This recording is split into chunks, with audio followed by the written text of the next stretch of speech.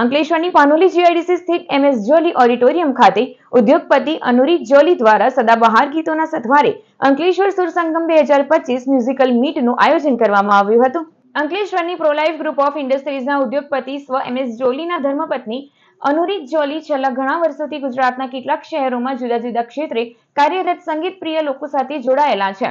આ સંગીત પ્રિય લોકોના સમૂહ દ્વારા અનેક વખત ગીત સંગીતના અનેક કાર્યક્રમો કરવામાં આવે છે. ત્યારે સતત ત્રીજા વર્ષે પણ ઉદ્યોગપતિ અનુરીત જોલી દ્વારા પાનોલી જીઆઈડીસી સ્થિત એમએસ જોલી ઓડિટોરિયમ ખાતે અંકલેશ્વર સુર સંગમ 2025 મ્યુઝિકલ મીટનું આયોજન કરાયું. સ્વ એમએસ જોલીની તસવીરને પુષ્પાંજલિ અર્પણ કરીને તેમજ માં સરસ્વતીજીની પ્રતિમા સમક્ષ દીપ પ્રાગટ્ય કરી મ્યુઝિકલ મીટનો પ્રારંભ કરવામાં આવ્યો હતો. ડોક્ટર ખુશ્બુ પંડ્યા દ્વારા પ્રાર્થના ગીત રજૂ કરવામાં આવ્યું. આ અવસરે સ્વ એમએસ જોલીના જીવનના સંસ્મરણોને ડોક્યુમેન્ટરી રૂપે રજૂ કરવામાં આવ્યા હતા.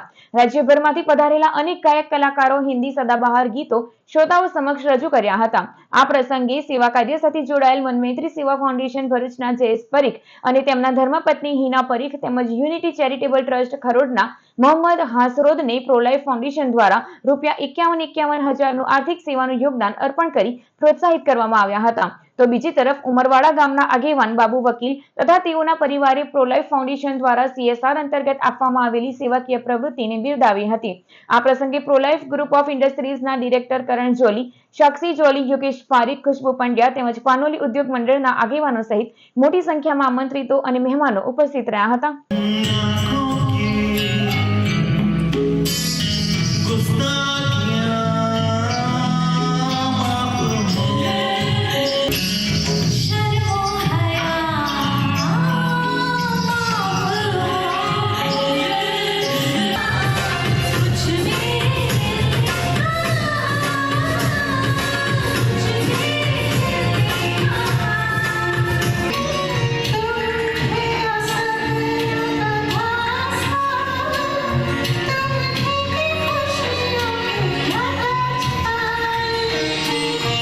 ये अंकलेश्वर सुर संगम नाम का ग्रुप 30वां सीज़न आज हम इकट्ठा हुए हैं.